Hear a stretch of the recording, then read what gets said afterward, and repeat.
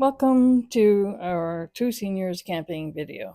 Well, like everybody, you have to take along your tent and all the paraphernalia and set it all up. And we did that. We managed it in the wind. And this is our camp setup. We attach the Napier tent to our Honda. I sleep in the Honda. Stanley sleeps in the main tent area, which he likes. I think he likes the openness of it, whereas I like the coziness of the back vehicle. And I like being off the ground. In the vehicle, attached with bungee cords in the front of the seating area, driving area, I have this suitcase, which is my daughter gave it to me years ago, and it has levels. You just hang it in your closet, and you've got these various levels to put your clothing in. Now, the whole thing collapses down. But then I got thinking I could use this in camping. And it also gives me a bit of privacy, even though I have a screen, a cover over the windshield for privacy. But that camping unit gives me extra storage and being able to organize things, like when you take off your watch or you set your iPhone up there. It's very handy. Every morning of our stay, we were able to enjoy the sunshine and sit by the river. Great weather.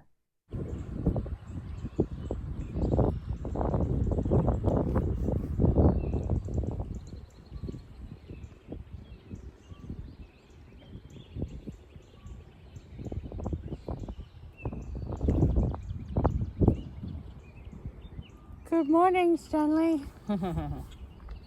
Good morning, Susie. How's your trip so far? Well, it was blustery yesterday. the what do you call that tent? The kitchen tent was very hard to put up. In fact, the first attempt flopped. But The screen porch, yeah. Susie kept with it, and finally, but together we got it up. But it's hard to put tents up in the wind. That's one thing we found out. But once the wind dies a little bit, it's good. Anyway, it's a peach of a morning. The crawfish are jumping, and you can just see some of them down there. Look at the size of those fish.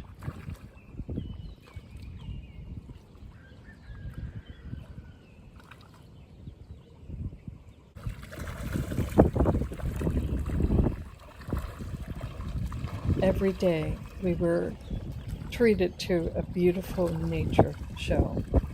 Birds, fish, all kinds of creatures. It was just our morning entertainment. It was really lovely. One time I remember thinking, boy, I'm in some kind of a paradise here, except for the clacking of the cars going over this metal bridge. Other than that, it was really quite peaceful, quiet, lovely, relaxing.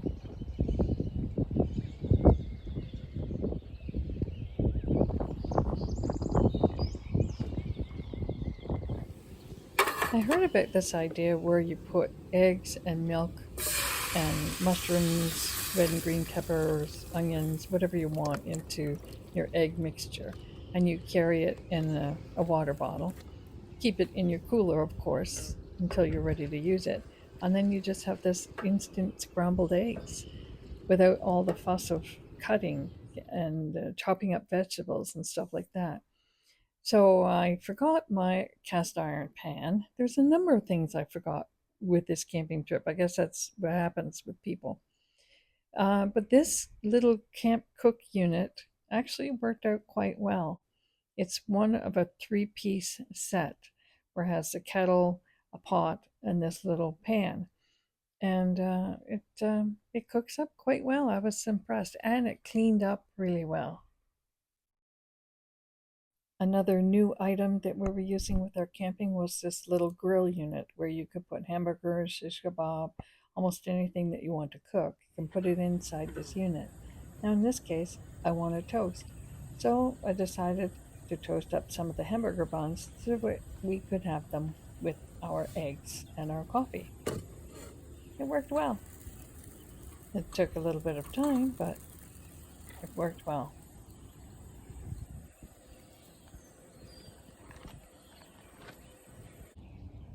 Now let me tell you about this green wind guard that I made. Basically, it's made from paint sticks, which are all 12 inches, the same size, and I just glue them together and I constructed it in a way so that the two right and left sides can separate from the back. And then the whole thing can travel easy and not take up a lot of space. It just lays flat. So I just put it in a bag and carry it with us when we go camping. So, and it's easy to put together. And I just found it does guard the wind. I did look online. It's as we do. We go to Amazon and I looked at all the different metal guards and everything else, and I just felt like potentially they could blow over. I mean, this could too, but you'd have to have a really strong wind, like a 50K wind, like we had on our camping trip. But even then, it stayed up well for me. So I just thought like these other units that you could purchase might be a little bit more flimsy. Somebody said, well, what about the wood getting hot and burning? Really? Like, there's just not enough heat or splash from your unit. You really would have to have heat to ignite any oil that would get on the wood. So, it works fine. I like working with things that you have, and I like creating things too. So, I did enjoy building and making the wind guard. So the geese are way over there. Way over there. So they're doing their thing. Mom, Dad, and the kids. The fish are still jumping in the river. And I forgot breakfast food. So we're gonna have bear paws. And coffee, of course. And here we go. At least the kettle's warm. I can feel the warmth coming off the kettle. It's lovely.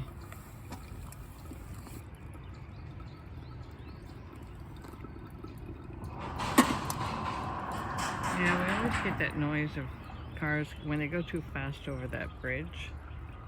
It makes a lot of noise. But it's almost background noise. I mean, we almost don't notice it anymore. So, thought I'd show you my face. Stanley's gone over to use the washrooms, which are way directly over across the field. And the sun is coming up behind me. It doesn't really show in the video, but it's coming up. And what can I tell you? Today we might take the kayak out onto the river, which is of course over there.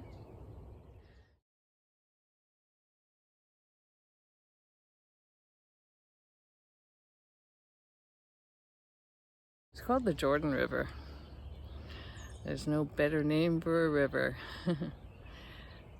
Anyways, that's it. I just thought I'd say good morning, show my face, and now I'm gonna dry up. At least hopefully the tent will dry.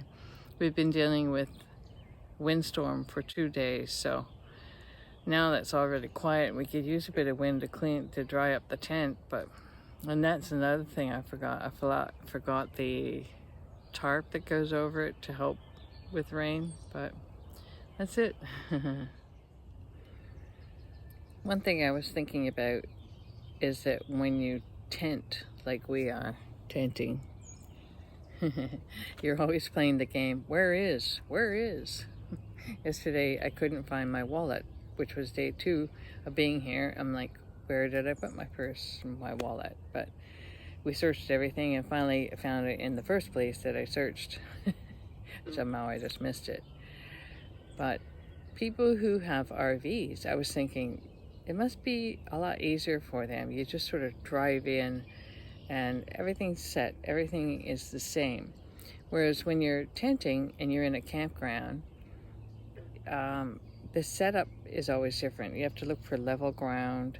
You hopefully get a nice site like we have, and everything is set up different. Like we had the screen porch over the picnic table, and it was so windy yesterday, and I tried to move it into another area, and I finally gave up, which is like not like me at all. I said to Stanley, that's it, I give up. And I said, you probably never heard that from me before. But yeah, it was just a battle of the winds. We had 50-mile-an-hour winds throughout the day. Starts off the morning and just kept going, building up. So we took down the screen tent. But I was thinking how everything is a lot different, like your setup, even what we have inside the tent and what we have outside the tent changes with each site that we're in. So you RV guys, I think, man, you have it easy. You can tell me what you think, but you have it easy. You really do.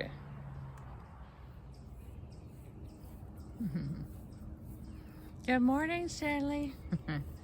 As Morning, if I my haven't darling said woman. good morning already. So What'd you say? I said, good morning, my darling woman. Yeah. Your coffee's ready. Oh, good. I'm so down. I didn't go poo yet. So, Well, nobody that's here. one of the perils of camping. There's nobody here. I'm doing extra. It's not that. It's just I'm making a video. Oh, All right. Well, you can sit down and have your coffee now. So we did our 5K walk and then headed into the Jordan Station, the little town, and we visited a winery and indulged ourselves. This was our sort of one treat. I actually had enough food that I saved some of it for our wine in the evening later on, some of the cheese and the meats and that. So 2 meals in one. It works out well. As a senior, I find that you don't eat as large a meal. So you just enjoy what you have and take the rest home. Having a Pinot Grigio? No, Sauvignon Blanc. Sauvignon Blanc. And he's got butternut squash soup with breads. And that's our snacky lunch. Not really a snack. It's our treat. All good here? No. I asked Stanley, do you want to say anything? Nope. Okay. And I'm having delicious butternut squash soup in this unique little village called Jordan Valley. Yeah, I'd like to know the history of it sometime. Very, very unique. Very old-fashioned houses. What's that? And everybody's so friendly. Every time we stop to talk to someone, it's like they don't want to let us go. Anyway, how's your wine? It's very nice. It's very palatable. Sauvignon Blanc. Most of the good ones are. I just don't like them if they're sharp. When Is you that a swallow- 2-year wine? Pardon? Is that a 2-year I have wine? no idea. Some of them are a lot longer than that. It comes from the winery, which is right here, called the Cave Yeah. Wineries. The grapes are grown and everything is matured by the same family. They own the vineyard and they own the processing and they sell the bottles. And they're very particular about the water they use when they make the wines as well. They use just a recycled, purified town water, as far as I. Yeah. Anyway, cheers. Cheers. Oh, here. Happy camping.